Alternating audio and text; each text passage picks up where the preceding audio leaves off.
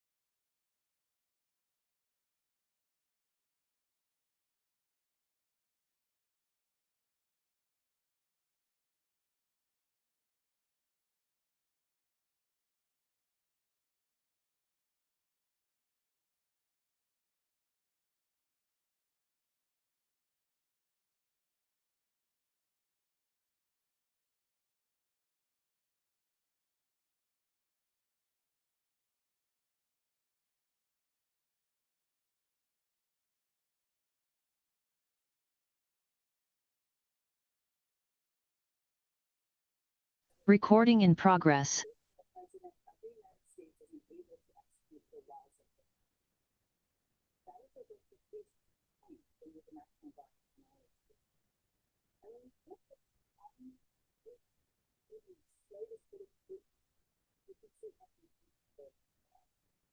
This is a place that happens in 241. It is pending to stop right now. Still keeps to us members. The issue with that place is that the max number is started arriving until about 8 for this place. And yesterday, we were working on specifically. Kelly? Sorry, do all my other things will have it. I'm very sure. Okay. All right, we will go ahead and get started. This is the City of Trinidad City Council meeting for June 10th, 2025. We're just returning from closed session and there is nothing to report. Let's start with the flag salute, please. We already did. We did it before you got here. Oh, you already did? Yeah, we convened the meeting already. Okay. It was Katie's idea. Never mind, you don't have to do the flag salute. All right, with that then, let's look at approving tonight's agenda. Are there any questions about the agenda from the council? Did I miss? There were no minutes in the packet, were there? Yes. There were two. Oh, they were late. Yeah. One of them was, well, we'll get to that. But well, yeah. The items from the public, any questions or comments about tonight's agenda? Okay, is there a motion? I so move to approve. Is there a second? Second. Bryce had his hand up first for a second, so all those in favor? Aye. Aye. All right, tonight's agenda is approved. Now, speaking of the minutes, there were minutes from, excuse me, I'm losing my voice. May 13th were available, I think, as of yesterday, and May 20th was this afternoon. Has the council had a chance to review? Okay. And I see some head checking. I only had a chance to review one, and Bryce, you did not, right? So I think that staff, we will hold approval of the minutes until the council has had a chance to review. We will do that in our next meeting in July. Is that fair? Can they be resent for with the July packets that way? Yes. Okay. Yes, would that be more? I mean, if three of us have read it, I'd be willing to vote to approve them on that. I've only read one, so Okay. I just briefly looked at it. Okay. Yeah, sorry, the other one came at 3 and I haven't had a chance. All right, so let's do it in July. Let's include it in the July packet. We'll take public comments at that time. So with that, I'm going to move on to the council reports and committee assignments, and I'll start at that end with you, Bryce. Well, let's see, the last HCOG meeting was pretty uneventful. Think of anything that pertained to Trinidad business would affect Trinidad, so I don't have anything to report. Okay, thank you. I have nothing to report. I also don't really have anything to report. The REDEC meeting was out over Memorial Day, so I'll have another one.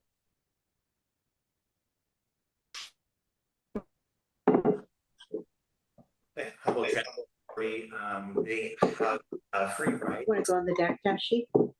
Till August 31st.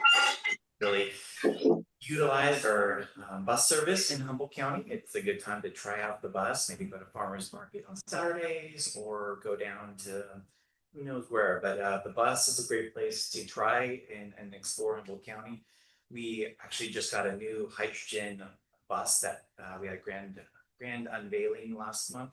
So you'll see hydrogen buses coming through the city of Trinidad very soon. It's one of 10 that we have got through grants through the federal government, and we're installing a hydrogen fueling station right now in Eureka, which is the first hydrogen fueling station in Humboldt County, which buses and the public can now finally charge up and plug in their car. So that's exciting. And Redwood Coast Energy Authority, pretty excited that they finally got their 300 megawatt Sandrini solar facility up and running last quarter.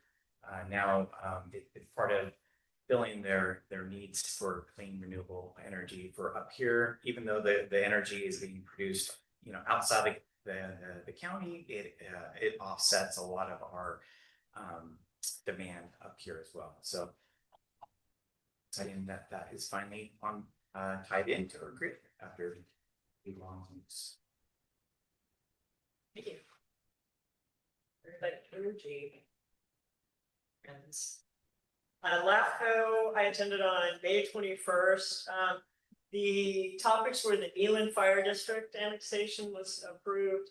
It was really kind of just approving something they were already providing fire services for. There was also Southern Humboldt Community Park asked for water to be provisioned for water fountains and things like that, which was approved, and it's a good thing because there's water down there. The Humboldt Bay Municipal Water District extension to the Rancheria was discussed again briefly with staff commenting, the LAFCO staff commenting that they are going to be kind of extra vigilant and making sure that they follow process so that there's plenty of time for public to give input as they consider moving the Humboldt Bay Municipal Water District water provision to the Rancheria, Trinidad Rancheria. So that came up again, and then there were two Humboldt Bay Humboldt Waste Management Authority meetings, one in early May and one on May 28th, and it was a budget discussion. So the fiscal year budget was, and that's all I have. Let me see, are there any council questions or comments about the reports you just received? Any questions or comments from the public about the committee reports? Okay, seeing none, then we're going to go ahead and move on to the, actually the public safety report is in the packet, but Lieutenant McCall will not be joining us this evening. So please reference that. If you have any questions or comments, let us know. And with that, we will go ahead and move to items from the floor. And at this time, members of the public may comment on items not appearing on the agenda.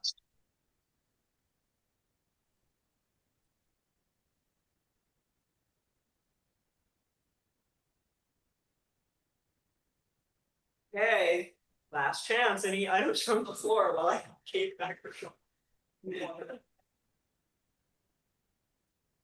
Okay, with that, then we are going to go ahead and move on to tonight's consent agenda, which includes financial statements and the law enforcement report. Are there any? Is there any desire to pull up either of the consent items tonight from the council? All right. Any public desire to pull an item from consent? Right back to the council for a motion. I'll move approval of the consent agenda. I'll second. All those in favor? Aye. Okay, consent passes unanimously. And that brings us to our regularly scheduled program tonight, which begins with discussion decision regarding resolution 2025-4, adopting the 2025-2026 budget. And with that, I'll turn it over to our city manager. Thank you very much, Mayor, members of the council. Tonight, it is our extreme pleasure to present the budget. As we discussed last month, we made the improvements that the council requested. There weren't many. We are presenting tonight a budget that is balanced. We have a revenue projection of $967,723, and we have an operating expense budget of $957,710. So about a $10,000 difference in that, which is good for us. And I'm not going to take up much of your time. We had a pretty extensive report last month. I will say that we have come back with some updated cemetery plot rates and updated fee schedule, as we promised in last month's meeting, and we will continue to monitor the cash flow and support analysis of our sales tax revenue going forward. With that, I'm happy to answer any questions you may have. Any questions from the council regarding the budget?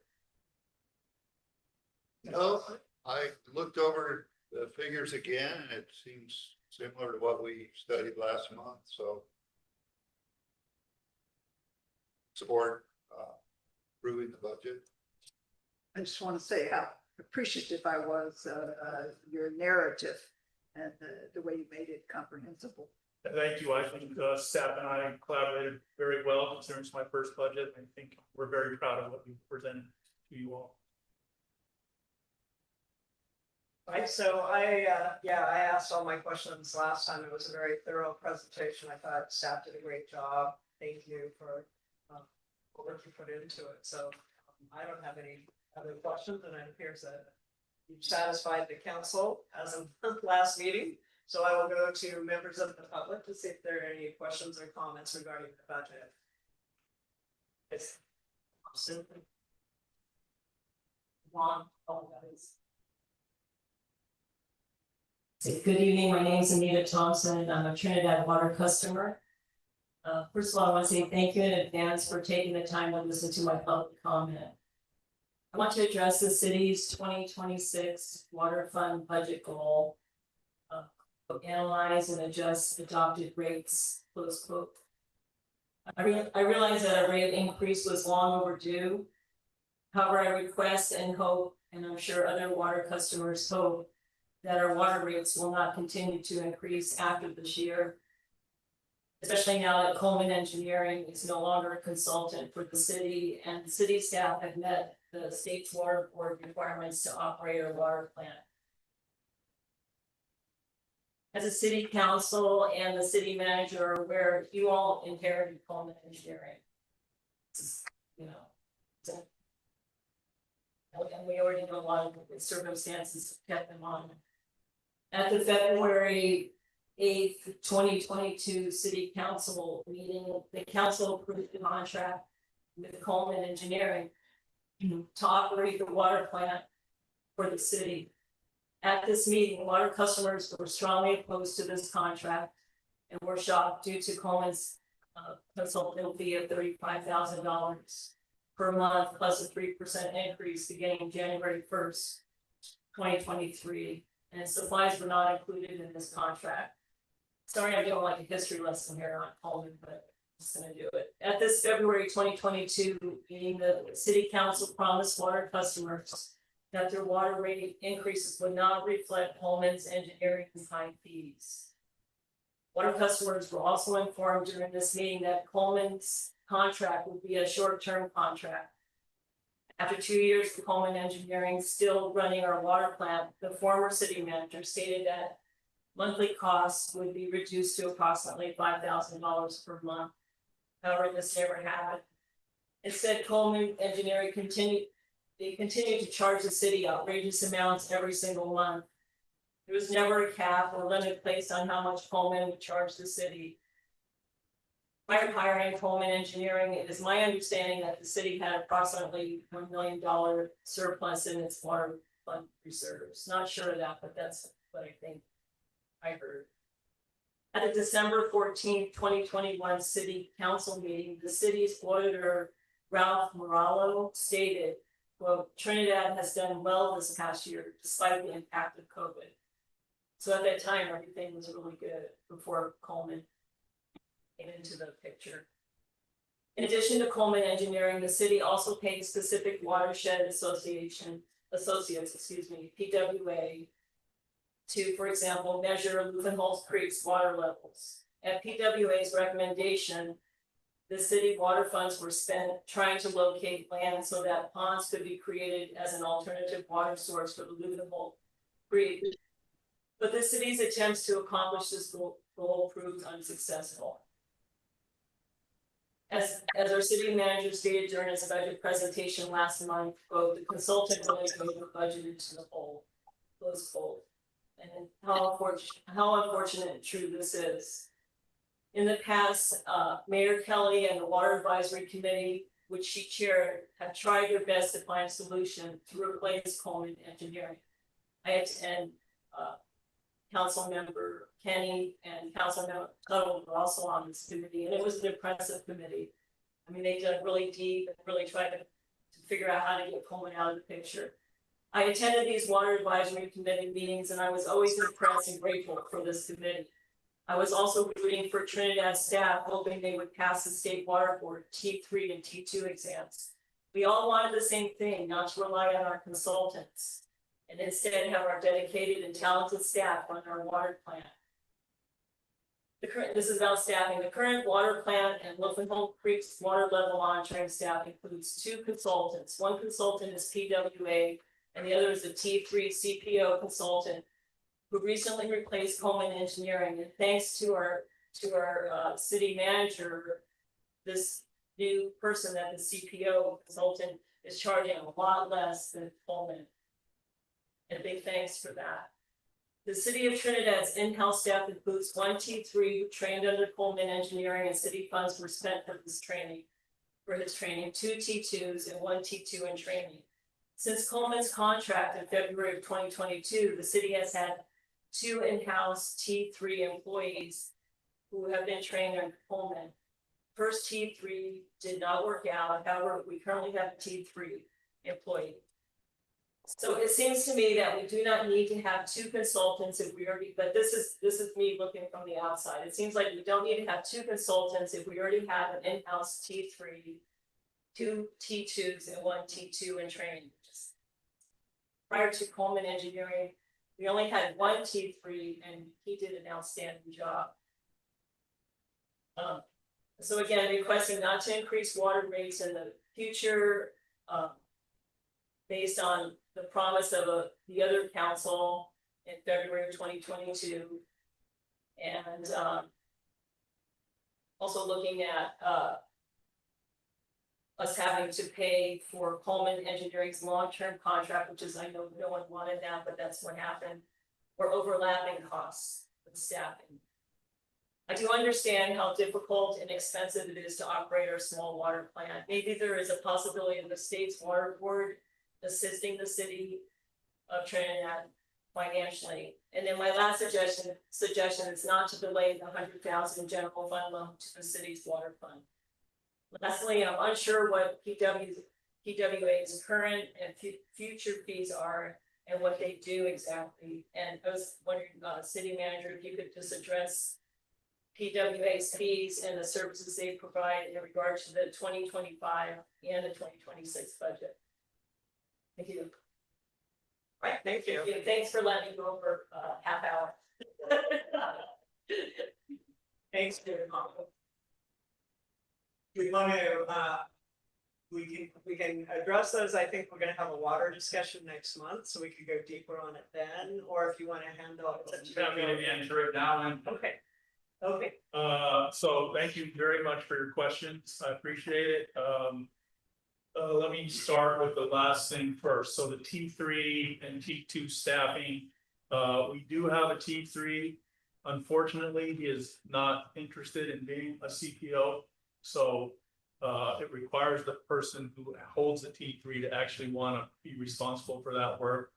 In addition, it requires the person to be a D2. So it's not just a T3 credential. We also have a distribution system we're responsible for. So it requires a T3 and a D2. So unfortunately, that person who holds the T3 isn't interested in performing that work. So we are happy to say today, I was going to wait till staff report, but I can tell you now that Carl Anderson has passed his T3 last Friday. He's going to take his D2 here within the next few weeks, I think. So help is on the way. That's the good news. That's in the long term, that's the good news. The short term is we still have a requirement to have a CPO. We do have Eric Sanders, who's acting CPO now, for the $4,000 that was mentioned earlier in the questions. That's going to continue. Once we get the T3 and D2 credential, we'll still need Mr. Sanders for some regulatory help because our staff is still learning the regulatory environment. So we will reduce that agreement to match the work requirement. But staff, he's needed to help us with the plant to get the plant up to speed. It's been long overdue maintenance, and Mr. Sanders has been find some solutions that we didn't otherwise have available to us before Mr. Sanders arrived. So I would say by this time next year, hopefully, we're fully in-house staff. That would be my goal. I will say, if we go back to the rate question, council did approve a 5-year rate plan. That rate's due to increase, I believe, on July 1, if I'm not mistaken. So that's gonna be $72 a month, coming up pretty quick. I will also say that even though we raised the rates, it still is not entirely covering our capital reserve fund needs. So it's funding the operations and maintenance. It's not funding a capital reserve fund. So we're gonna have to see how that plays out over the next year or so. The rates structure and the rates are still relatively new, so we're seeing how that affects the fund balances.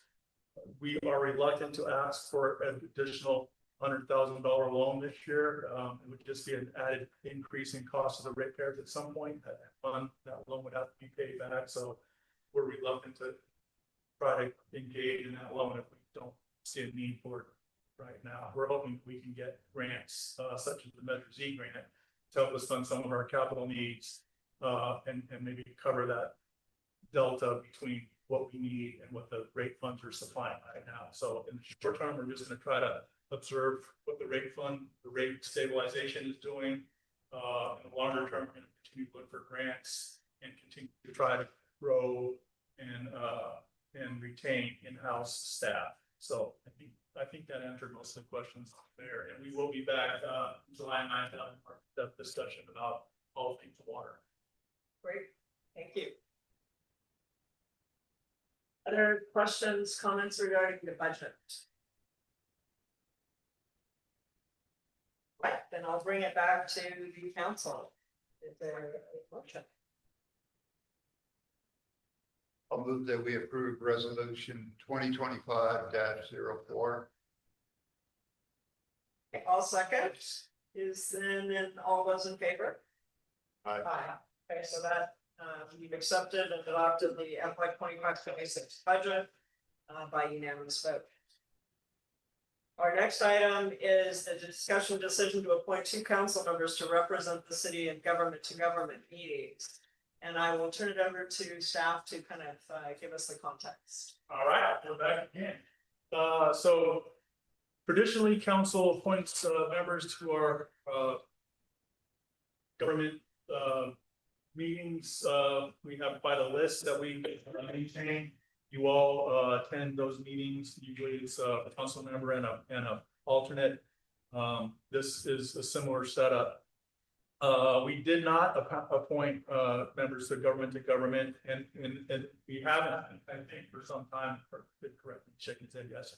Because traditionally, what has happened is we would get a request for a meeting, and then we would get the council to appoint 2 members. But what's been happening in the most recent past is we've had requests to have government-to-government meetings, and those calendar availabilities for the folks that are requesting the meetings haven't necessarily lined up with our council meetings and ability to appoint members. So we're asking council to appoint 2 government-to-government committee members so that we can attend those meetings on a regular basis and be more nimble and able to meet the government-to-government requests that we're getting from both tribal governments and other government organizations. Happy to answer questions or comments if you have them. Questions for Joe? Well, I think the only real question is whether we're going to make it an ad hoc committee or a standing committee. So that's what we have to drill down on, my opinion. Yeah, so Bryce, and I chatted a bit about the Brown Act and the concept of a standing committee versus an ad hoc committee. What we've been doing is appointing 2 folks to attend GDGs on an ad hoc basis as requested by a tribal government, either the Rancheria or the Zurich tribe.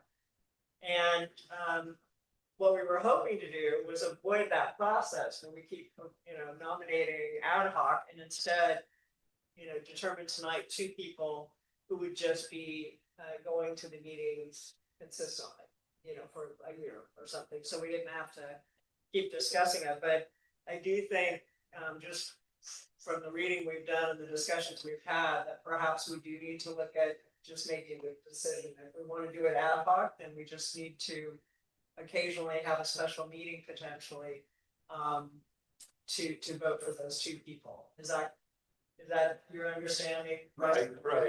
Apparently, the problem in the past has been the amount of time it takes to coordinate support, and it's, so if we were willing as a council, when the request came in, to notice a special meeting,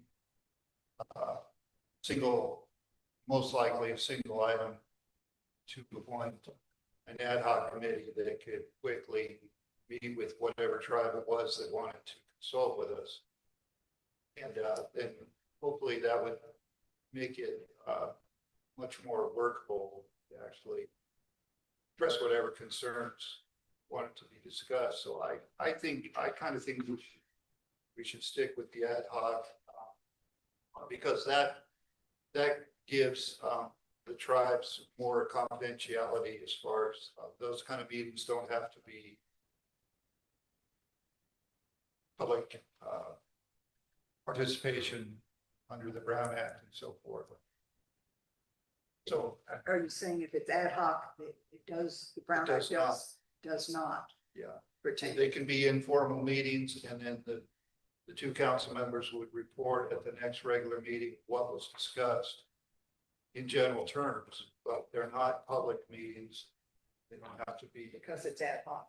yeah, because it's just an ad hoc committee for whatever one issue is being discussed. But I would say also we should probably request that, you know, if tribes want to meet with us under that type of arrangement, if they could let us know in advance, well, what exactly do you want to discuss? You know, at least in some kind of general terms. So we could determine that whether that's actually appropriate to do an ad hoc committee. Yeah, because there can be such things as closed sessions in a G to G if we're covering things like litigation or real estate transactions. Very similar to the way we operate as a council, right? So knowing those topics, to your point, Bryce, could, you know, is a factor. Yeah, I'm not sure in an advisory committee meeting, I don't think there's the option for closed sessions. Okay. We'd have to check with We Russ. need to check with Russ. I'm sure on that. Yeah. I don't think there are. But we can, you know, the fact that it's not held in public, the meeting makes it more confidential. Right, so if we do ad hoc, that makes sense. So what do you think, Counselor Zoe, about, you know, the potential, it could be potential to need to have a special meeting every once in a while, just to be responsive to one of the tribal governments. That would be the downside about it. Right, a little more work for us. A little more work for us. Have a special meeting. As opposed to a standing appointed people. Yeah, as opposed to a standing committee that continues on for a long period of time. Has to meet periodically regardless of. For example, the Animal Advisory Committee is a standing committee. That's why the agenda has to be posted in advance and open to the public and so forth. One concern I have about this is if it's ad hoc, which counselor would be most useful in that position? Has more knowledge of the tribes. That would just be up to us to choose that one. Yeah. On an ad hoc basis. Yeah, on an as needed basis, we could point whichever two of us are willing and able to do it. And same quality. Yeah, theoretically, we're all equally qualified to do it. Very few. Yeah. We would still vote on who represents. So just as an interesting kind of aside, under our written tribal consultation policy, both ad hoc and standing committees have to be done publicly under the rule we made for ourselves. But that is only when the law requires us to consult with tribes. There are times when the tribe just wants to consult with us. And that's a little different scenario. That's why I think we can have a standard Brown Act ad hoc. Yeah, and those cases would be for CEQA and the general plan, correct? It's what Yeah. is required to consult, and those would be public. Yeah. And so I wanna, yeah, that's a good distinction to make. What we're trying to do is make sure that we honor the government to government, the spirit of the government to government consultation, which is generally, you know, it's a meeting and you're discussing sensitive topics, you're discussing important topics, and there's a level of trust, and then you come back and report in public. If we make it a standing committee, it would be open to the public. I'm not sure that either of the tribal governments would actually agree to that. For that, right? I haven't had that discussion, but That wouldn't serve yeah, their purposes. yeah, I would, yeah, Jack's been a number of the meetings as well, so. So, yeah, I would just recommend just doing it ad hoc. Keep it as we have been doing it in the past. Yeah, I mean, we have been pretty much doing it ad hoc. Joe, did you want to? I think if the council chooses to do that, we do need to have 2 members appointed tonight, because we have a request. Yes, because they have a request. Sure. And just a point of clarification, if we wanted to do a G to G with a, let's say the UROC, so we have a request right now from the Rancheria. If the UROC, we wanted to be proactive and say, well, we would also like to sit down with the UROC tribal government. Can we do an ad hoc? I guess I'm looking at you, Joe. Can we do an ad hoc tonight to say that these 2 people would meet with both? We would try to facilitate that. Because there are some items that we've discussed in closed session that I think might be relevant to both the tribal governments. Okay. All right, so I am hearing from you all that ad hoc is probably okay. Let me take a pause before we vote for the 2. Well, let's go ahead and I'm not sure about protocol here. Should I go to public comments? Please, or Mayor. let's go to public comment on just the Maybe we should, concept of ad hoc versus standing, and then. and also, you know, the staff is recommending that you and I, Cheryl, do the one this time around. Right. And, you know, I'm willing to do that. I don't know if you are. But the public might have comments on that aspect of it too. So Okay. we can get that far and then open it up. Okay, so if we're comfortable, then the proposal on the table, just so the public is clear, and I'm doing this because in our last 2 council meetings in May. I'm kind of recapping things a little bit better, because I noticed that there was some confusion, and a member of the public reached out to me, was confused about something.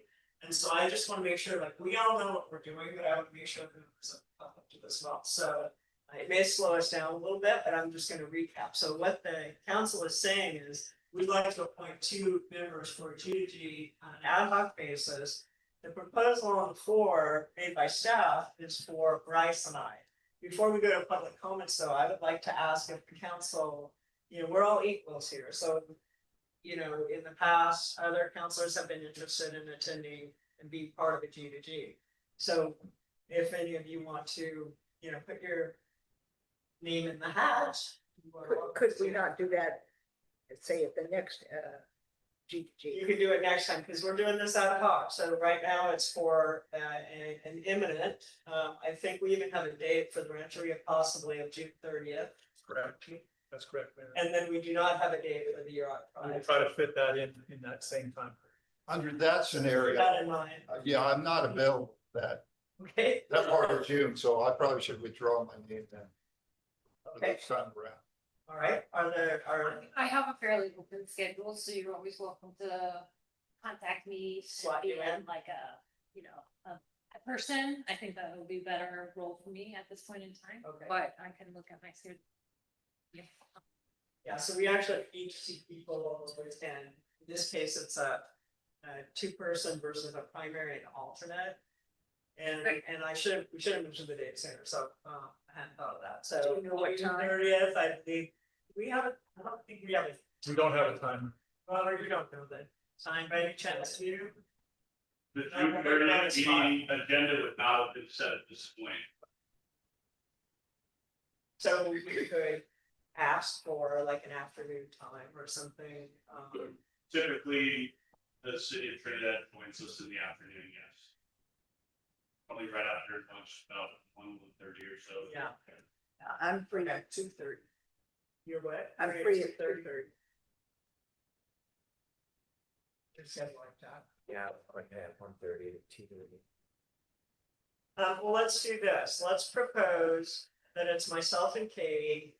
We'll go back to the Rancheria and ask if 2:30 works. If it doesn't work,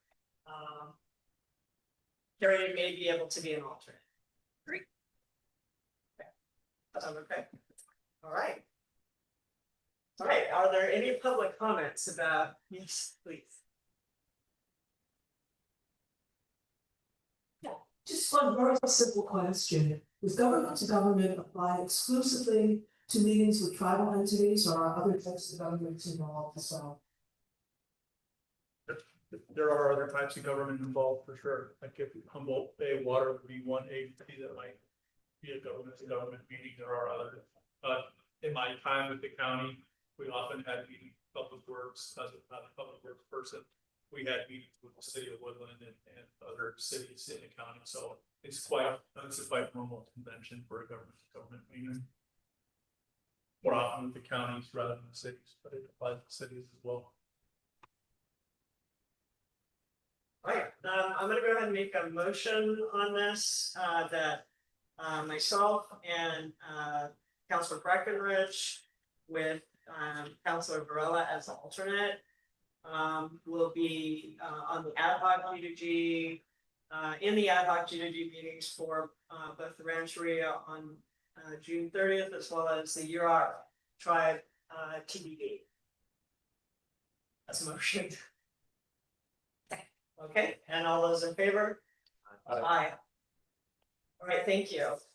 And thanks for everyone hanging in while we work through our kind of our process here. All right, the next item on our agenda is the discussion, decision to appoint and replace Councilmember Breckenridge on the Animal Advisory.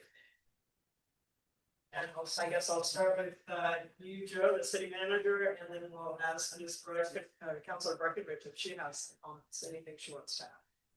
All right, Mayor and members of the council, thank you so much. Animal Advisory Committee is a standing committee formed by the council on April 6, 2024. The committee consists of 5 members, a Trinidad resident, 1 member of Trinidad Rancheria, the greater Trinidad area, and 2 council members. Council member Breckenridge is the current chair and is asked to step down. And so we will need 1 member from the council to act as chair and be on that committee. They meet on a semi-regular basis. It's not on a regular calendar schedule, it's as needed. And Katie, did you have anything you wanted to add? Just that I'm not sure how much more work the committee has in front of it. But it had become, it's too time consuming for me given my circumstances. So I'm sorry to leave before the end, but.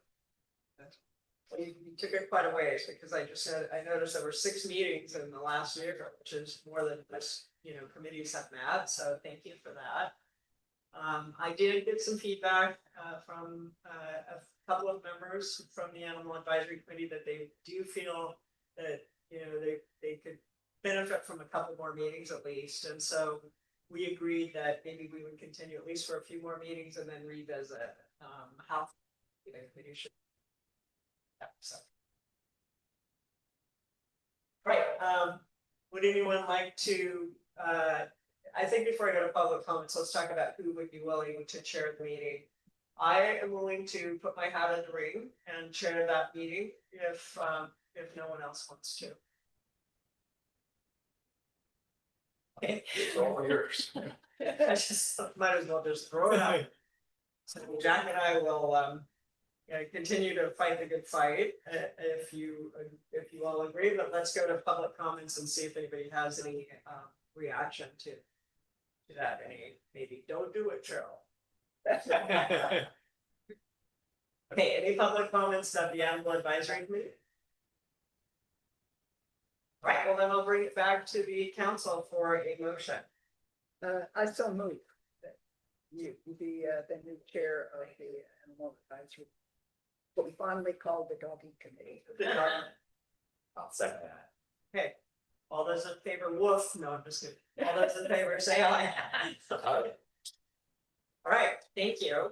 The next discussion is, discussion decision to sunset the Trails Advisory Committee. So I will turn this over to, Joe once again, our city manager to, All things happening apparently at the seat there. yeah. So thank you for your time, Mayor Kelly and members of the council. Tonight, we have a recommendation to sunset the Trails Committee and return that discussion and business back to the council. This committee was established as a subcommittee of the Trinidad City Council on March 22nd, 2017. The primary function for the resolution was to advise the city council, staff, and planning commission on matters relating to policy protecting the trails. The committee met regularly in the initial years. However, as time has passed, the work of the committee has become more contentious and more difficult to attain positive results. This is mostly because the early work was less controversial and the committee was mostly in agreement with what needed to be accomplished. The work now requires more planning committee and city council work and input. Tasks such as approving a CDP trail work or discussion of how to proceed on the ALMT Axel Memorial Trail is a task more suited to the city council. Given the evolution of this work and decisions that need to be made for the trails in the city of Trinidad, this work is best accomplished by the city council and the planning commission with direction of the planning commission. So we recommend, staff recommends to the city council to sunset the Trails Advisory Committee. And if there is a need for this committee in the future, we could always stand this back up should the council choose to do so. Happy to answer questions or comments if you have them. Any comments from the council? Well, I'd like to thank all the members of the Trails Committee for all their hard work over the many years since 2017. But no committee is intended to last forever. And I think the lion's share of the work has been done. And this council is demonstrated a little different direction as far as wanting to get trails opened up again, starting with the back to Lincoln Memorial Trail. So I'm in support of sunsetting the Trails Committee until further needed. I feel like the planning commission, the city council, and the Troy management team have all working on different aspects of trails now, and so it became somewhat redundant. And also, I think the Trails Committee sometimes lacked the authority to make some of the decisions that they wanted to make. I was on the Trail Committee for a few years, and I really think maybe it's time to just bring it all back to the planning commission and city. So I'm in favor of sunsetting it as well. So. Any other thoughts from the council on this? Okay, then I would go ahead and go to public comments. This is regarding the sunsetting of the Trails Committee. Please come to the podium, Ms. Thompson.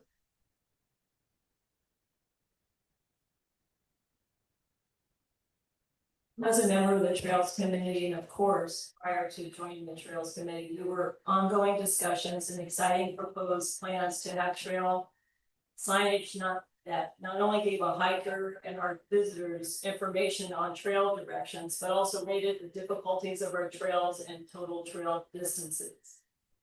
In addition, the Trail Committee discussed the connection of all the city's trails with signage and creating a city trail map as both a hard copy and one posted on the city's website. Other discussions included removing old unnecessary signage. An example of having old signage that gives the appearance of clutter can be found on Trinidad Head. The city's benches were also targeted for either repairs or replacement. Former council member Jack Wisted has a really good booklet on all the benches that's at City Hall that need to be looked at.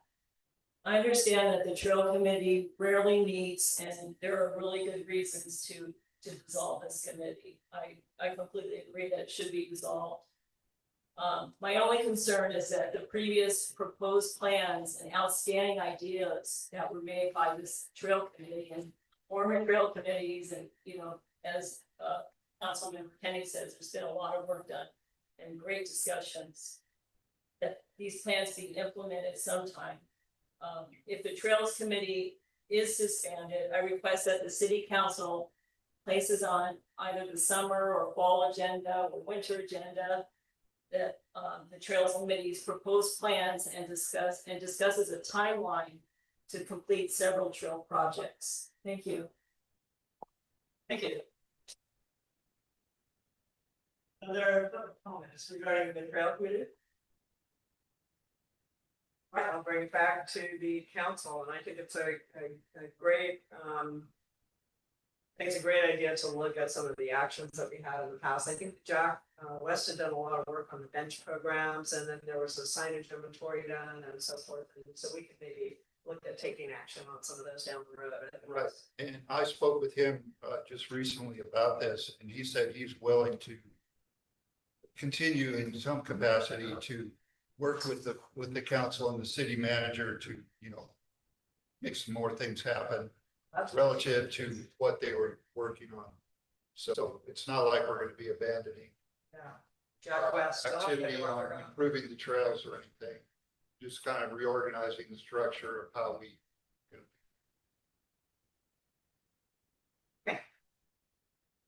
Sounds good. Does anyone want to make a motion? Sure, I'll move that we sunset the Trails Committee at this time. Seconded. Okay, all those in favor? Aye. Aye. Okay, so it passes unanimously to sunset the Trails Advisory Committee. And then the next discussion item is regarding improvements to the racket court through the per capita grant. And this is a continued discussion from previous city council meetings. There were also some sound tests or decibel tests that our city manager will discuss. And then tonight we will actually vote on this. So I'm going to turn it over to you again. Thanks. Bye. Joe. Angela Cather is the person who has the information that we are looking for this evening, first staff report. I'm happy to support that. Good evening, council. So staff is coming back to the council to request direction on how to handle the improvements to the that's going to be funded for PrEP. February 11th meeting, staff presented to council with next step options for the long desired upgrades to the tennis court. And again, we've received this funding through the Department of Parks and Rec. And then, as discussed at that meeting, the tennis court is eligible for funding as this is a project that is going to increase the use of recreational activities. And the addition of pickleball will fulfill that requirement. And the current status, there were mixed opinions on the addition of pickleball, so council voted to the test. And then what was conducted in April, it found that the schoolyard is actually louder than the pickleball players. And it was just measuring around 70 decibels, and that's just above normal conversation levels. And again, the hours of operation won't change to the court. And so at this point, the project is ready to go out to bid. So I'm just requesting direction on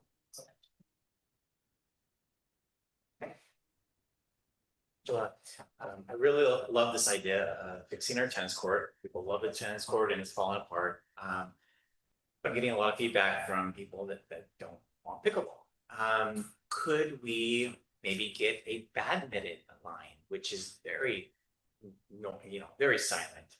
Could we do something different than? I would have to ask the grant manager, because ultimately they're the ones that are looking at this. So that is something that I can go to the grant manager and give a little bit more information on to council. Yeah, I mean, we could come up with a handful of ideas that would increase usage of that. I was thinking like outdoor movie nights where we could every Friday have a screen on the side, or anything that increases usership should help us get the grant money. So Basketball, I don't Yeah. understand why it wouldn't ask for the grant manager, but again, yeah, still have to confirm with them. So I don't want to give you a yes answer. for sure. Yeah. That's a creative idea. When's our deadline like for this? I don't have the exact date, but it's in 2028. This has been extended multiple years, because a lot of states were coming apart. That's why we've gotten multiple extensions. So got a little bit of time. Yeah, I'm, Jack, I was thinking basketball, but I like badminton. Basketball, Dorothy would not like basketball because it won't. But the difference is, it's the pop, pop, pop, pop, pop.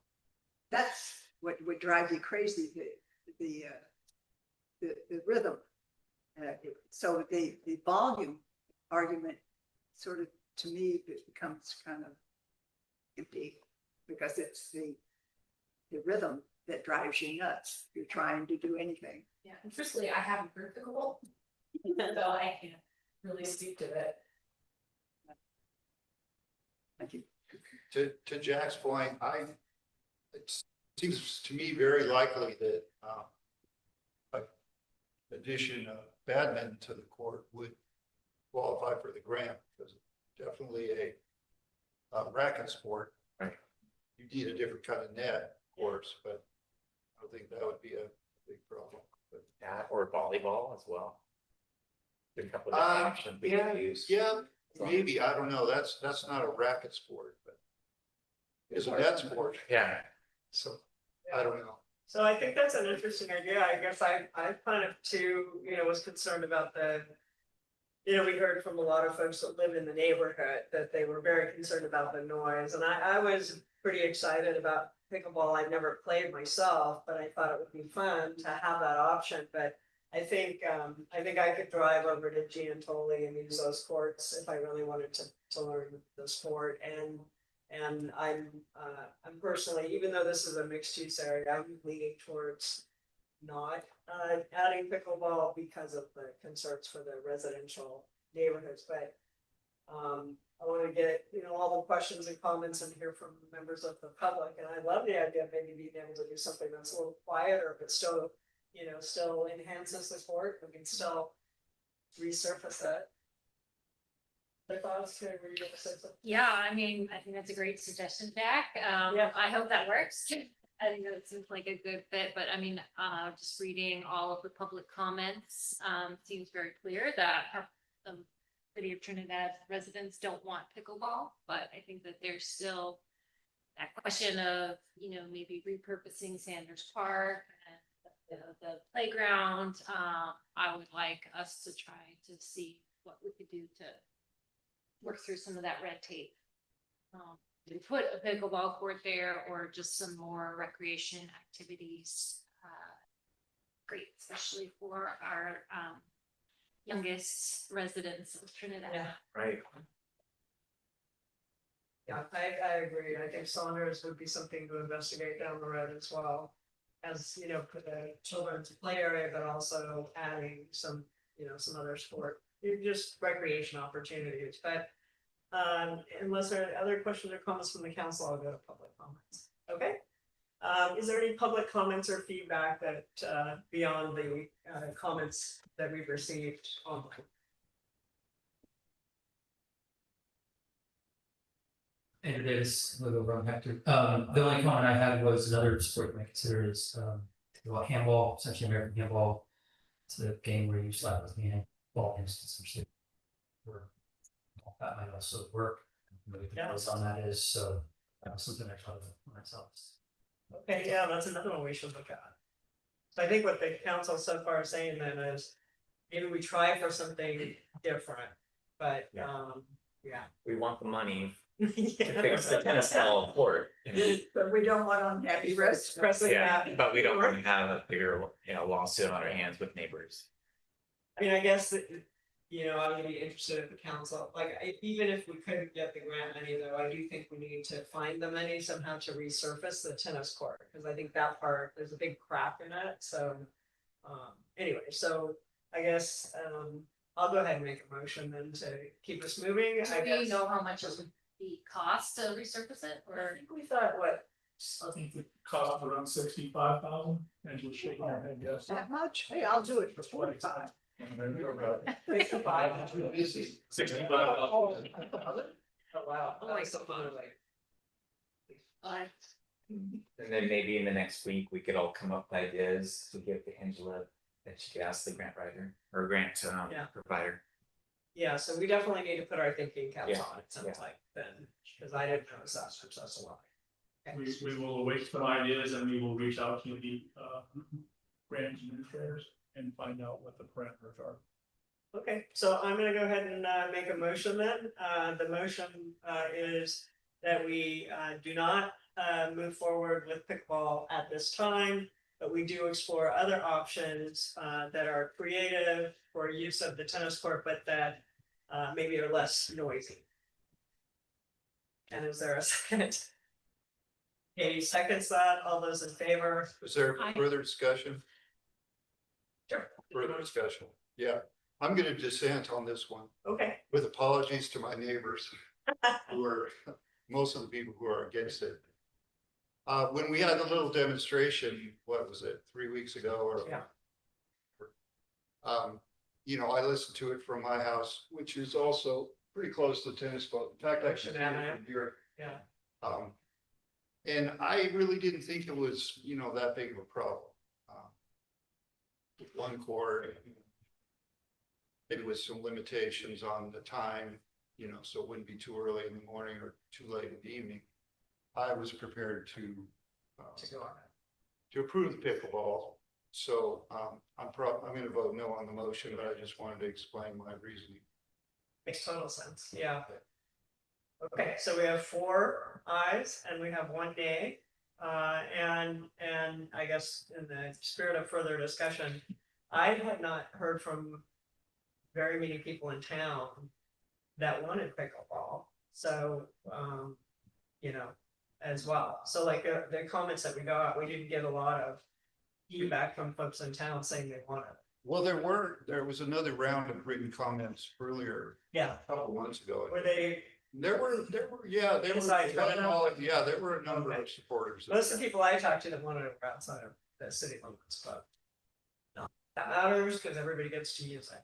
Anyway, we have our determination, so let's move on. And item number 6 is a discussion decision to adopt resolution 2025-05 to update the Trinidad Cemetery burial plot rates. All right, Mayor, I'm back up. Thank you very much for your time, Mayor Kelly, and members of the council. Tonight, we have cemetery burial plot rates subject. It's been on the city's to-do list for many years. The last rate adoption was back in 2000 on July 12th, so almost 25 years ago to the day. I think it's long past overdue. We are, based on calls and comments from staff, we are not only the cheapest in the county, but maybe the cheapest, least expensive in the state. We have many calls from out of the area because of our rates. So the rate increase, I think a few things that we need to kind of put into this conversation and into the front of your minds as this conversation continues is we have limited space and wanting to have space available for locals is a primary concern for us in this rate adoption.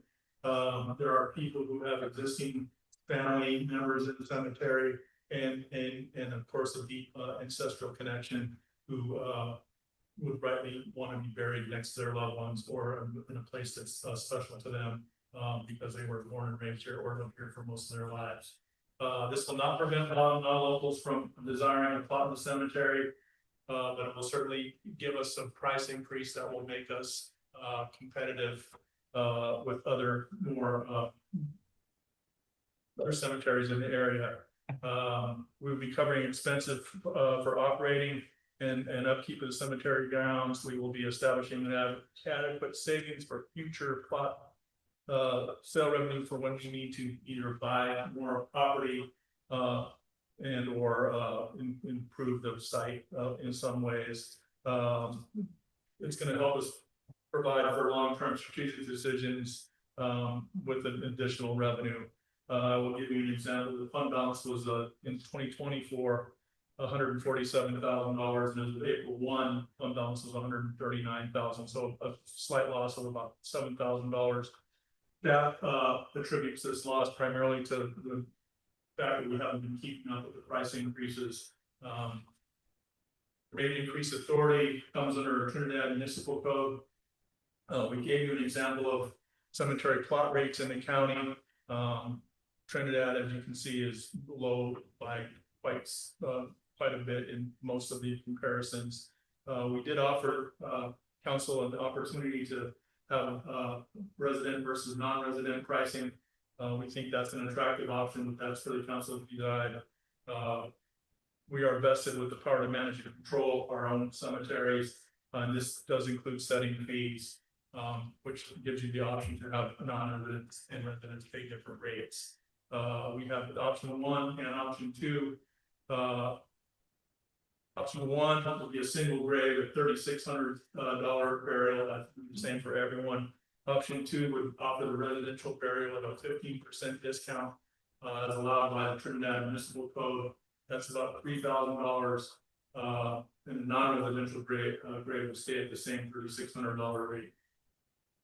We have had, we've been advised by the city attorney that we can have the residential versus non-residential rate, and staff suggests that this rate would probably be most advisable to us. However, that's a council decision to make, and we're happy to answer questions if you have them. How many plots do we have left? I need to ask that question. And I wasn't prepared to answer that. It just seems like I would say, you know, the cremation area, there's a specific spot up in the upper left corner that's cremation plots, and if you were to count those, I'd say, you know, maybe a few hundred.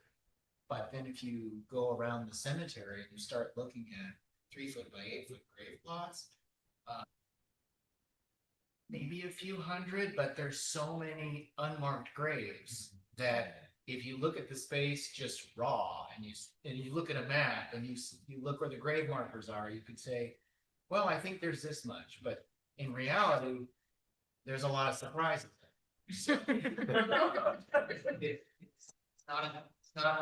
not just simple math. Yeah. So the new tagline for Yeah. cemetery. There's a lot of under a couple, I think it would say under a couple hundred. Yeah. You know, we used to sell about 5 to 7 plots a year on average. In the last 5 years, 6 years, you know, we could sell anywhere between 15 or more.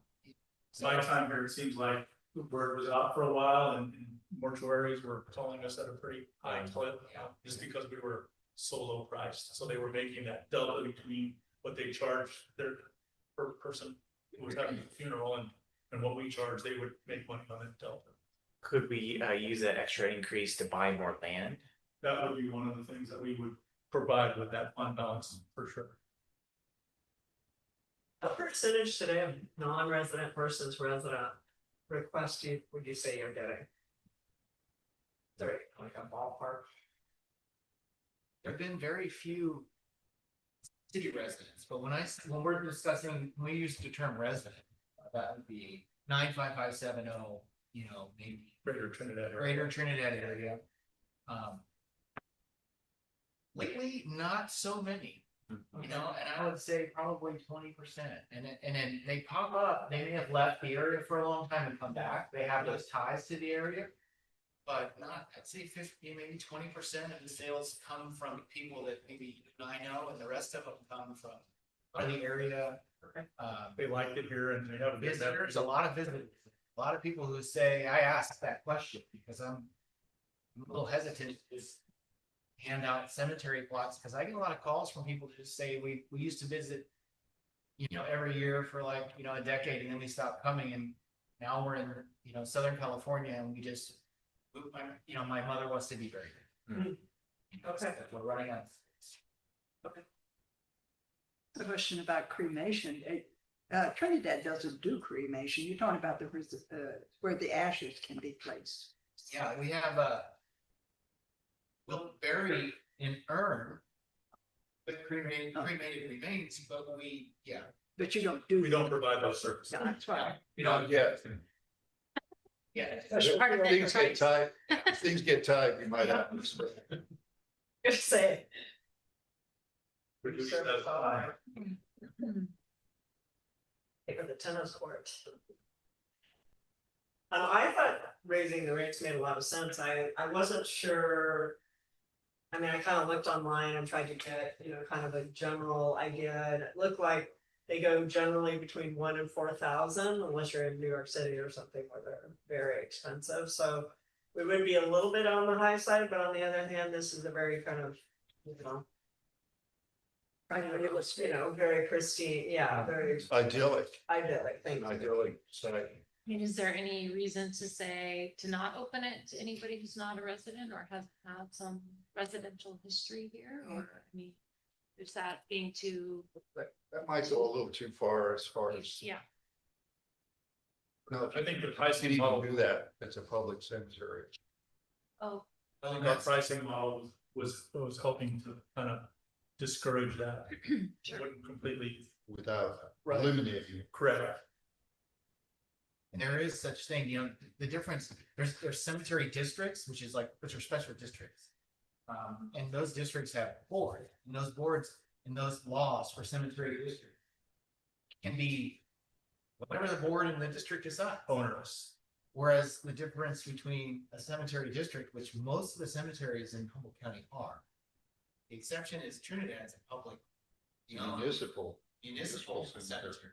And that's where the determining who gets to, has access to the cemetery. Is there some reason not to raise it even more for non-residents? Because I am in favor of a discrimination there, but why not raise it more? Okay, so that's a good question, and the way I understood it, the memo from the city attorney last year that we received basically said that it says here, the board of trustees, well, in this case, she's using the argument the city has the same rights as the district in this particular case. Shall set the fees at that amount that at least equals the amount of the fees charged to the residents or taxpayers, and shall include non-resident fee of at least 15%. At least. At least, so it can be more. So the option 2 that I've proposed only is a 15% differential, so that can be, if that's something that you choose, we could modify those rates. It seems to me that we provide so much and we really have so little revenue. That this is a place.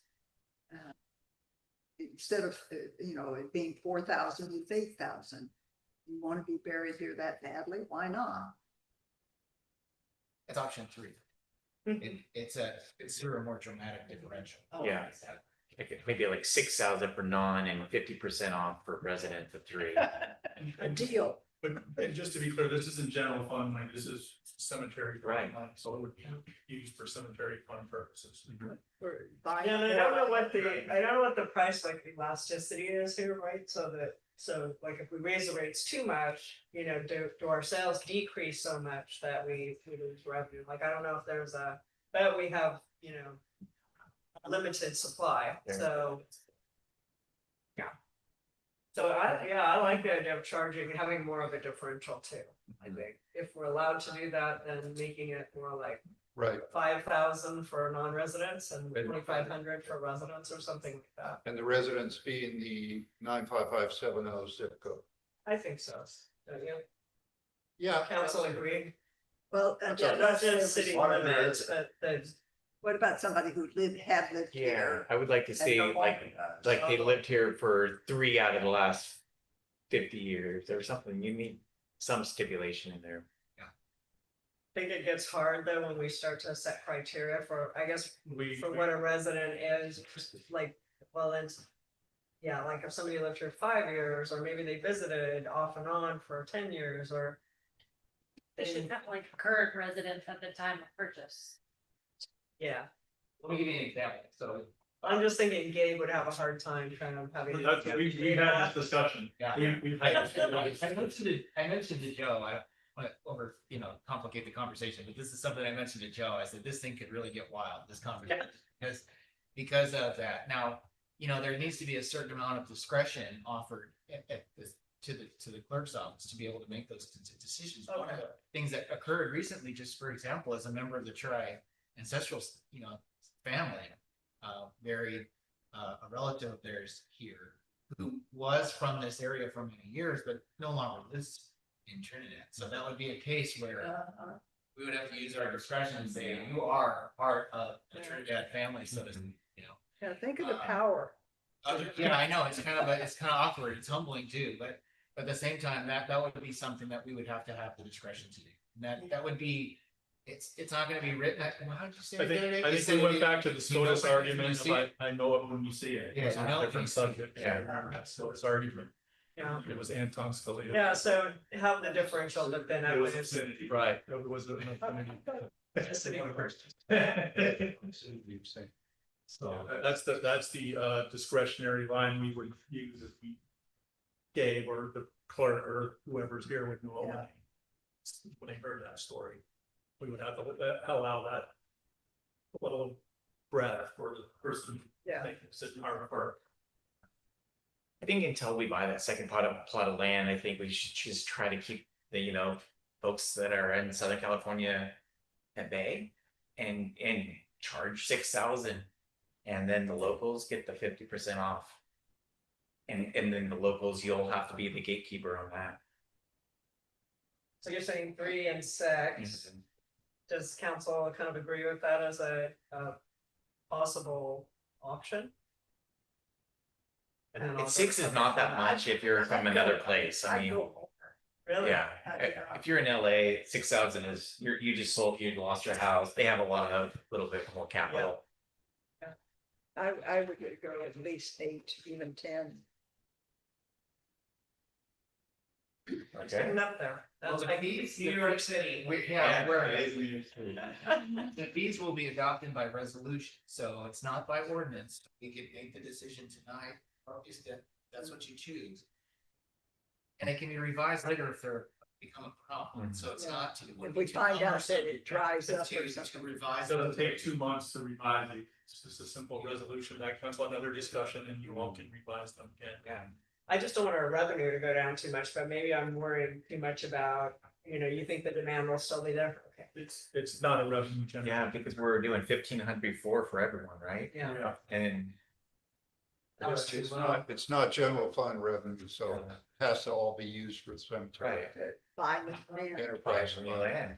Yeah. What we also do, just so you're aware, if someone, I feel like I've been a pretty good steward of the space up there. We're really trying to encourage, there's a multiple burial option, so you can have a single 3-foot by 8-foot paved plot.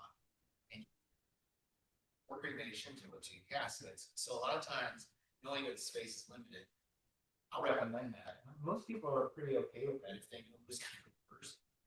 But we charge 1.5 times the cost of the grave. So add, 1.5 times whatever the highest rate is, say 6,000. Now it's gonna be 9,000. I see. You know what I mean? So there is a Or multiplier. 4,500. I'm sorry, If yeah. it's Yeah. local. If it's a local, it'll be 4,500. But if you're not that attached to Trinidad or lived here, then you can go be buried somewhere else. Because part of the discussion is a deterrent, versus right now, which is the rates are tracked. All right, let's go get some public input on this and any thoughts on burial plot rates, and then we'll bring it back to the council to kind of summarize.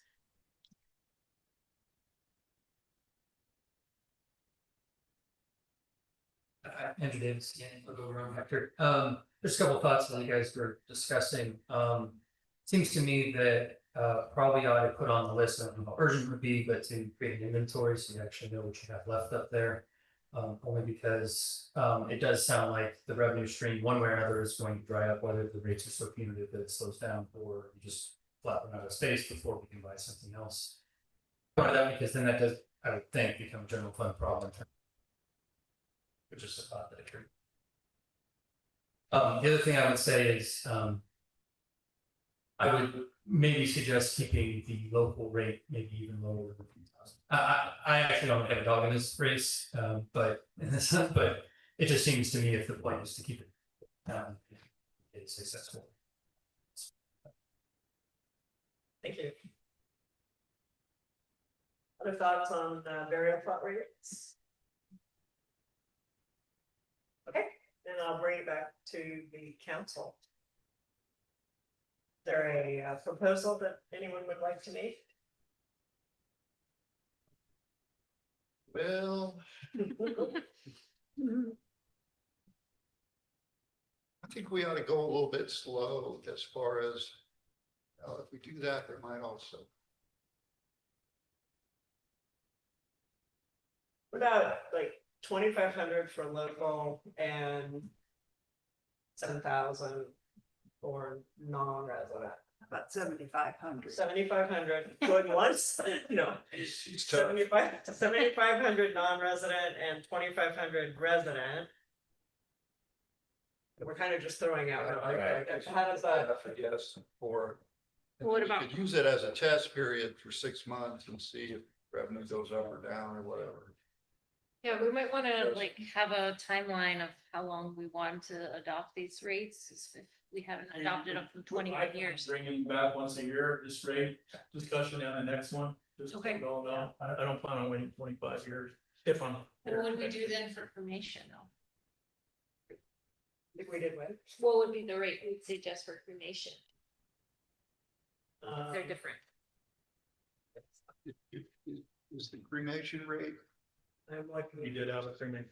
rate. 1780 is one option. Or It's 2,000. So just looking at the current rates, 1,335 for a single grave, 3 foot by 8, and then cremation is 675. So it's a little bit, it's about half. Just the ratio there. And cremation for non-residents is. We don't have that yet. Is that one rate, no non-resident or resident? Staff has suggested a $1,500 rate for residents and a $1,700 rate for non-resident for cremation. yeah, so maybe if we're saying 2,500 and 7,500, then we could do 1,500 for cremation. That's resident.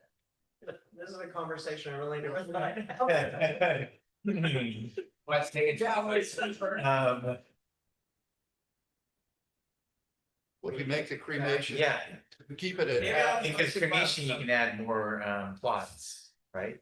Well, only if you More buy a density. big plot and then you can put 4 cremations. It's in real there. estate that's If you being just- bought. for Yeah. Estate half price, conversion. you get a big enough just for a cremation. Ashes. Well, let's, I like the fact of just keeping it in line with what other, cities in the area have been. I mean, I'm just a little concerned about this just total capitalist, structure around people's death and dying. I think that there's a little problematic aspect of that, like we shouldn't be trying to, but at the same time, I think we should have a bigger barrier to, non-residents. So I agree that having a like what Andrew was saying, more accessible option for residents and then, making it more of a luxury burial if somebody chooses to do that here and pay the rate. I'd also like to add a discount for folks that don't want embalming. Because of the water quality issues that we're seeing with a lot of cemeteries, there's a lot of leaching of formaldehyde and other not so good chemicals that go into our groundwater and into our oceans. So while we're talking about death, there's also green burial. So Yeah. Yeah, that'd be cool. Yeah, About a green you know. burial plot, yeah. Yeah, we talked about that a little bit last time, and I'm really glad you brought that up, because I thought if we expanded, that's something we should really talk about. Or maybe we can do right now, I don't know what the laws are, but if we could have a green burial option, I think that'd be fantastic. I know the land trust is discussing that for Saunders pasture. Oh, okay, Discussion that they're having. This is council where. okay. I mean, like making it a stipulation, maybe not just a discounted rate, but a Yeah. stipulation. Yeah. to Be buried here. yeah, formaldehyde free embalming. Weird, yeah. We should look into that. That's going right to Mill Creek, Right, yeah, I agree. I just know that there's been some work in the county. There was a person who was going to create a cemetery and they were gonna do green burial, but there were all these like regulations and things, so we should just make sure that what we're allowed to do, and what we're not allowed to do, but if we're allowed to do it. I think we need a little more time. Yeah. Right, yeah. Yeah. So how do we feel about the rates? 7,500, 2,500, 1,500, and then a potential discount, we'll look at that down the road for green burial. Or a If we're possible allowed. stipulation. Yeah, or a stipulation. I'd like to add like, if someone couldn't afford it, they could write a letter to the council and we could kind of look at the situation and say, you know, just kind of what Carrie was saying, like, not everyone can afford 7,500, but if there's something that maybe is, Extenuating Yeah. circumstances. Yeah. But how does, what do you Yeah, think? I'm generally in favor of that breakdown. 75, 25, 1,500, is Yeah. that what you said? Yeah, 75, I mean, 25. sadly- It's easy to, Sadly, inflation is a fact of modern life. Yeah. Yes, and the genie's out of the bottle. Yeah, well, and real estate is real estate. Yeah, well, you don't actually own, No, but Sure. nobody else can either. that's true. You can be- maybe let's try it and see, and then I guess we could, let's flip that as a possible, but I guess I would ask a quick question, the city clerk. I guess, to Jack's point and Carrie's, if somebody did have a hardship, or Joe, if somebody did have a hardship, but they wanted to be buried here and there was, you know, as we discussed, discretion where you kind of went. Like somebody, let's say somebody said, well, I lived there for 30 years, you know, and I just, you know, I had to go to a retirement home in Fortuna for the last 3 or something. And I can't afford the 7,500. I think it would be Gabe's discretion at that point to say, well, we're gonna count you as a resident, and then they would get that rate. So I think that's how we would maybe handle it. Does that sound fair? We would need a rate for the non-local cremation as well, Mayor, in this motion, please. So we have Yeah. we have a motion for. Okay, so the motion is 7,500 for non-resident, 2,500 for resident, and 1,500 for cremation. We would explore discount for green or a stipulation for green burial Is there a non-local cremation? and a non-local cremation. Yeah, I think that should be like 3,000, right? Just be well, double. if we kept the ratio between 1,500 and the 2,500, apply that to the, Yeah, so let's say 2,000. I'm not good with math, so. Non-resident cremation. 5%, 1,575. They're saying 1,500 and 3,000 again. Okay, Well, Stan, that would be double, so I think we did 3 times, right? The resident to Yeah, non-resident. right? that's what we have right now. We So- have 7,500 non-resident, 2,500 resident. We have 1,500 for resident cremation, but we could make that 1,000 resident cremation and 1,500 non-resident. Well, if we were gonna That's keep what it we- consistent with the Yeah. pricing, then it would be more like a $4,500 Yeah. non-resident cremation. do we want to add some type of discount or maybe free for the local indigenous people?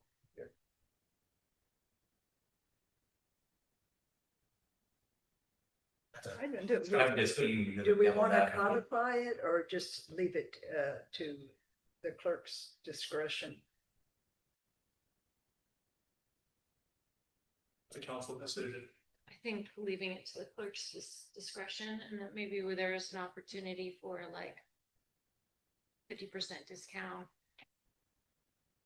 Or I don't know if you need that permission from Yeah. us. but, Thing is, if you codify it, then it's like you're inviting, as opposed to somebody coming forward, say an indigenous person saying, this is where I really want to be buried, and I can't afford it, then, I mean, you would have the option to take it to the city manager or bring it to the council even. Yes, I don't think that, I think the native communities are set up to accommodate financially for grants, you know, when it happens, when death occurs, like they have funding sources that we've experienced if they need help, financial assistance through their tribes. So that is definitely, offering something for free is definitely going to be plenty of discretion in the city for that. It would have to be in the policy. However, like I say, I don't think that, you know, it's a hardship, let's say, and I think the rates that they're at right now, the prices that you put for local, 2,500 and 1,500, I think they're very reasonable. In fact, I think I wrote, I did a 3% increase from 2020 or from 2000 annually, just honestly a 3% increase every year, and I came up with 2336. So if you were to look at it from that perspective, the 2,500 is The I average, think it's reasonable. the average in the area was like 2450 or something. That's right, we did about 2,450 if you look at all the cemeteries around in Humboldt County that we quoted it. So that would be a policy decision. I think it'd be hard to administer, program, given the space limitations, that'd be my 2 cents. But I am in favor of Gabe's just, the city discretion to, you know, apply a hefty discount where it's appropriate. Either for a hardship or, yeah, I'm getting pretty used to I mean, drilling down. yeah. Yeah. I kind of trust your. Where are you coming? It's really, yeah. Really Yeah. get- Wanna make a deal? You really dig in and get to the details. No, And it's just an opportunity for grab. All right, so there, I'm gonna go ahead and make the motion, then we can. 7,500 non-resident grade, 2,500, excuse me. 7,500 non-resident grave, 4,500, I think we said for non-resident cremation.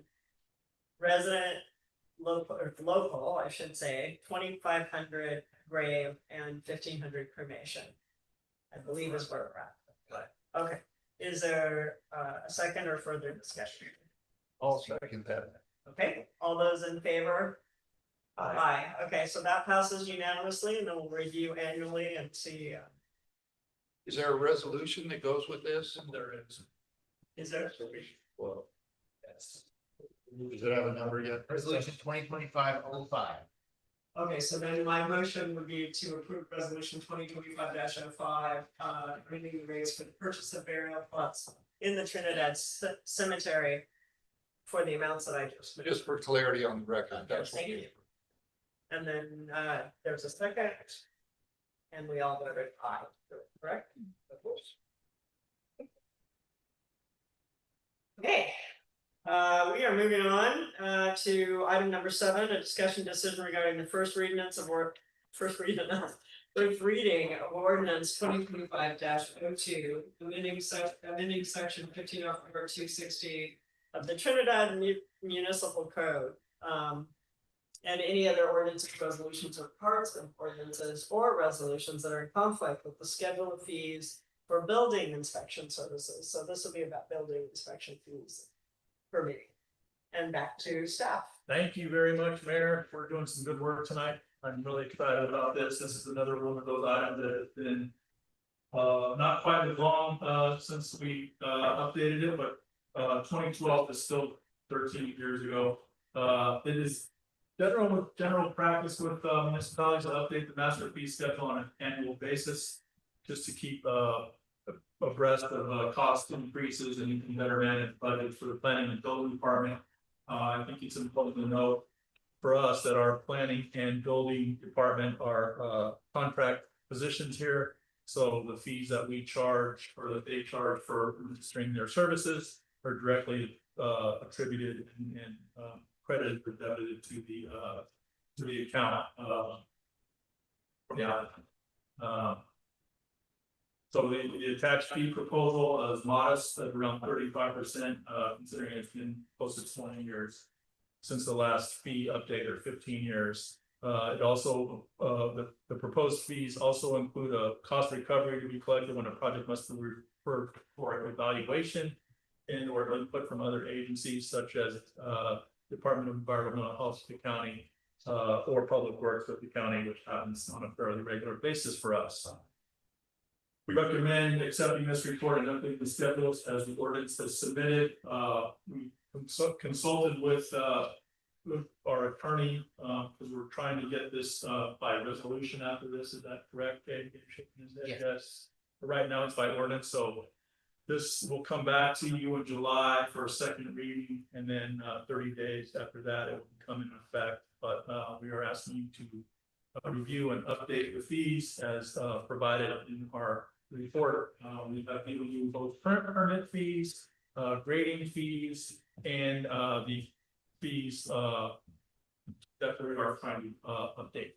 So both post approval and current fees are included in this staff report. Happy to answer any questions or comments you may have. What was the, is it a 30% increase? 35%. The building inspector told me on this one. I want to thank the building inspector for the help on putting this together.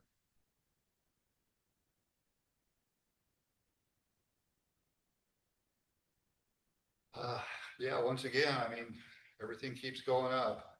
We gotta just keep pace. Less. It's okay to be the last guy to raise your rate, so. So I got curious about, kind of like where there are some national averages and things and, just like, is there a baseline? And the National Association of Home Builders, I looked at the 2024 numbers and their permit fees average 1.8% of total construction cost. And it had doubled, it was 9.9%, just under 1%. It was 0.9% in 1998, so there had been a doubling basically in the last 25 years. And I can't remember I know I think you guys said it's been 20 years since we up to 15. 15, yeah. 15, okay. So, I mean, you could maybe even go a little higher, but this seems very reasonable to I me. mean, we compared it to Arcata, Blue Lake, and other places that had just recently adopted and increased their fees, so we were trying to not be above them and not be too much below them. Yeah, it seems reasonable to me.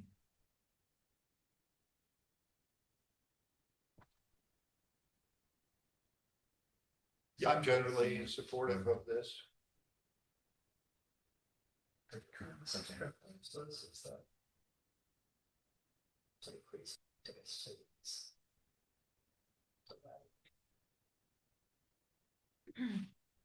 Let me go to a public comment. I don't see at the moment any more questions from council, but I'll come back to council. Any questions from the public regarding building and permit fees? Building permit and plan review. Okay. I don't see anything from the public, so any other comments or questions from the council? All right, well, I would move to approve, this is something. It's a motion. Ordinance. This is 2025 that goes to there. So I would move to approve ordinance, First reading. sorry? First reading of. Excuse me, yes. So it's approved, the first reading of ordinance number 2025-02, amending section 1504-260 of the municipal code, et cetera, et cetera. One question, this is the first reading, is there a Yes, second reading? Yes. There will be a second There reading, will be a second. it'll come before the council. Yep, Yes. next month. Is there a second to approve this? Okay, Katie seconded. All those in favor? Aye. Okay, so the building permit fees and time review fees are approved. And we are on, last item for tonight, the staff activity report. I'll turn it over to Joe once again. Thank you, Mayor. And a great night so far. I appreciate all the help that the staff has given us and the council and the folks out there helping us and the questions and get better at what we do. So tonight, staff report, Eric Sanders' invoice for May was $4,000. That's going to be every month. That's locked in this contract. Saget Brown passed his T2 exam, which was pretty exciting. Carl Anderson passed his T3 exam on June 6th. He will be trying for his D2 in the next few weeks. He's trying to get on the testing schedule now. After that happens, he will then be qualified to be the CTO. So it takes a couple months for those credentials to come in. And then we will try to include in, from Eric Sanders to Carl Anderson. And by this time next year, hopefully we have an in-house homegrown staff running the plant and the water system. That's my goal for this staff and our water plant. Let's say an intertie project. We received the staff council approved the plan specs and engineering that went out to bid this, I think, Monday. And we've been getting questions. We do have at least 4 interested bidders.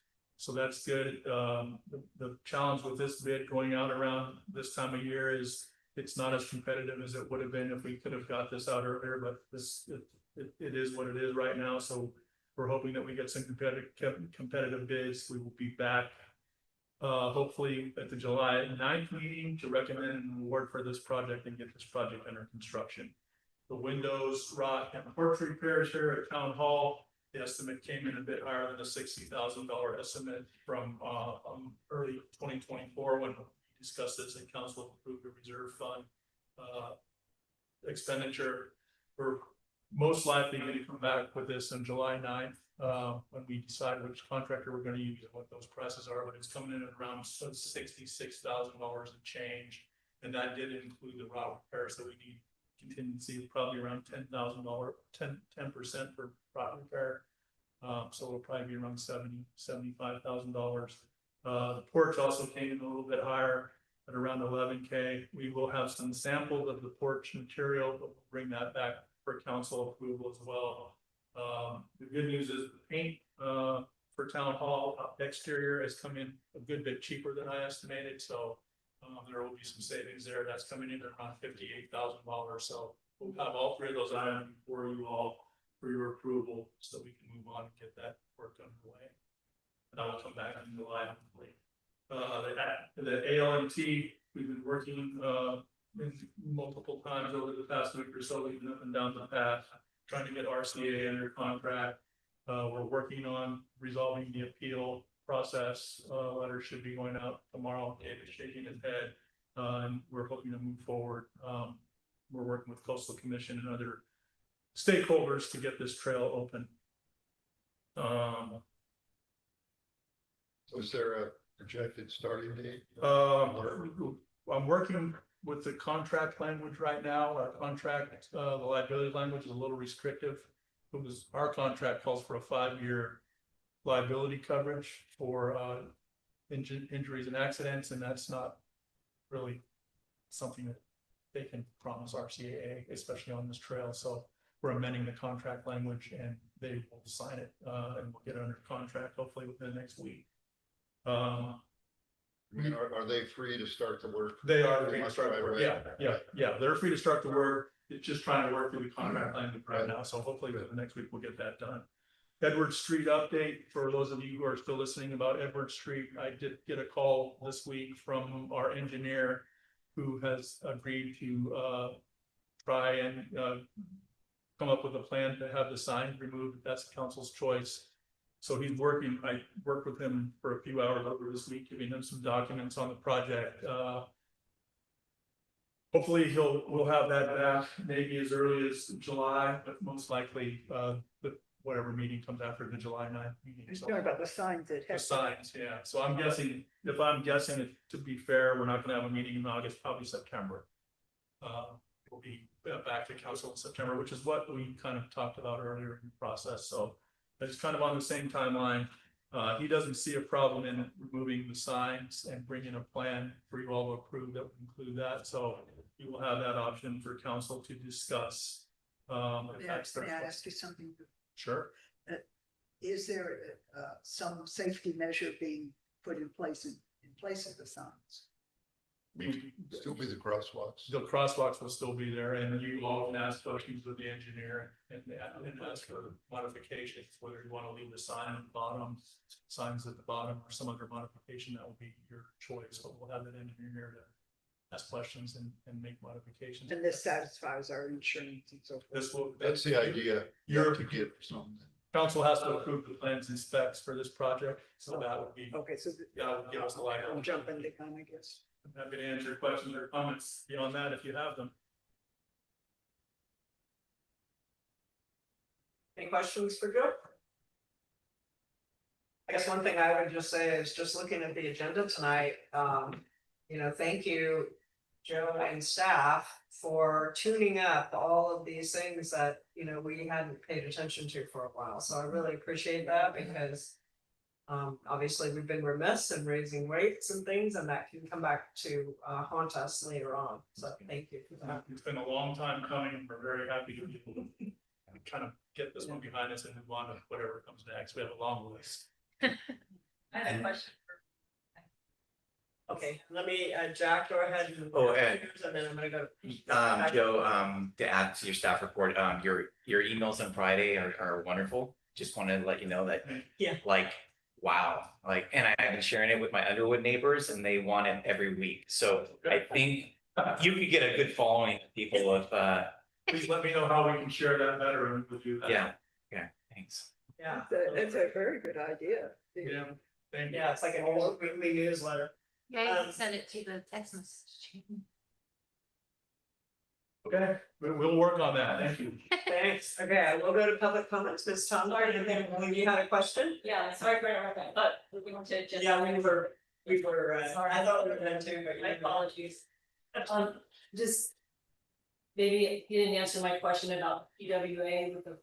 Oh, I'm sorry. That's okay. That's a $35,000 contract and they are. Part of our permit requires to monitor water flows, because we have a minimum water flow permit requirement, and when we don't meet the minimum water flow requirement, then we cannot draw water from the creek. That was my second question, but wait, so $35,000 per year, For this year, yeah. for this year, we PWA 35,000. There was some extras in there, there was some additional reporting. I'm thinking that study is $12,000 out of the year. And then, so what about next year? Next year, we're gonna negotiate. That is. And then, but they don't monitor the creek all year, they just start, that was my next question. Flows, yeah. Right, so Right now. when are they scheduled next? They just started, I just got the report today. There's some trees in the creek that are causing some flow anomalies, so we're gonna have to remove the trees to get a better flow rate number, a more accurate number for flows, so they'll do it, I think, once a month. Right, I remember when we had the trails committee, I'm not trails, okay, water advisory, Yeah. some committee. It was like, when they went out, it was like $6,000 to measure. I The remember. contract is $12,000 for the year. Then when they go out to measure, No, it's not additional cost, it's Oh, okay. it's But- all inclusive. oh, it's on, okay, and then so. We haven't had rain, so does that mean they're gonna start measuring like? They started volume? measuring this week, Oh, this week, okay. yeah. And then that'll go in your report. I can put that Can you put that, CFS yeah. number in the report if that. And then, also, can you, what I used to always ask about, please report Coleman monthly totals. Can you also, when you, in your report, let us know what our customers, I have it, yeah. PWA, what we're paying them, or Oh, what yeah. they did? I guess we can do that too. Thanks. Mhm. Thank you. You bet. Thank you. Thank you. Thanks, Joe. I'm trying to better manage those costs too, just so you know, we're concerned about those costs as well. Yeah, that's a lot. All those fees add up, so we're very conscious of that. Thank you. Other public comments regarding the staff report? Okay, then I will bring it back to council. Anything else for Joe? Okay. How about future agenda items? I got one. Okay, So, talking to the principal a little bit, and my wife is on the school board, a lot of ideas are flowing in my direction, so I just wanted to share with you. Basically, I would love to create an agenda item to discuss this a little bit further. I would like to change short-term rentals in our community, to favor long-term rentals with families to fill our town. Our schools are underfunded due to the lack of children enrolled. This year, we have fired teachers and canceled valuable programs because we're short about 20 to 25 kids. We have 28 STRs in town, and if we converted a portion of them back to long-term rentals, we could bring more families to this town. So my proposal is to remove the lottery and to remove the waiting list. And when a STR sells, we have one less short-term rental in town. It will give STR owners the stability to keep doing what they're doing. But if they need to sell, we don't give that new opportunity to someone new. It would encourage it would encourage hotels to renovate and thrive instead of the dilapidated hotels we see all around town that are not functioning anymore. So I think we should just maybe discuss with our local school administrators and see how we can help thrive their school and our community.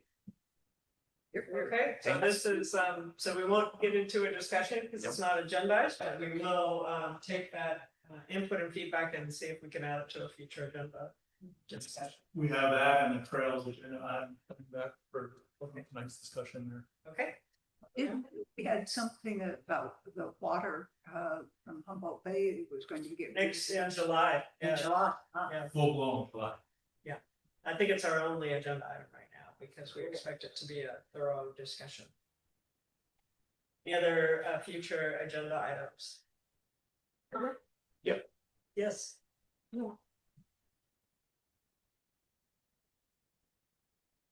If it's developing a can of worms, I should say reopening, I'm getting really concerned about the intersection of the public trail or right of way, whatever it is, that goes across the bay, goes with a view over the bay and ends up in John Flame's property.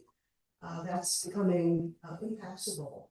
Oh, the Wagner Street trail, okay. And the concern is the vegetation that's Yeah. overgrowing the entrance Precisely, yeah. to the trail. That'll I be think that discussion. Yes, my observation there is it's not so much at the entrance, but further down the trail. Where vegetation from houses has spread out into the trail, basically. that too, I think, yeah. Pretty narrow, it definitely needs some. I noticed that last time I went there as well. Yeah. There's a problem though, if they bring in big equipment, which I've seen pictures of, it erodes, it further destabilizes the slope. Yeah, we probably wouldn't want to do that, but it might be shrubbery, yeah. Hand tools, maybe. we'll have a look at it, America. Okay. Right, thank you. Other future topics?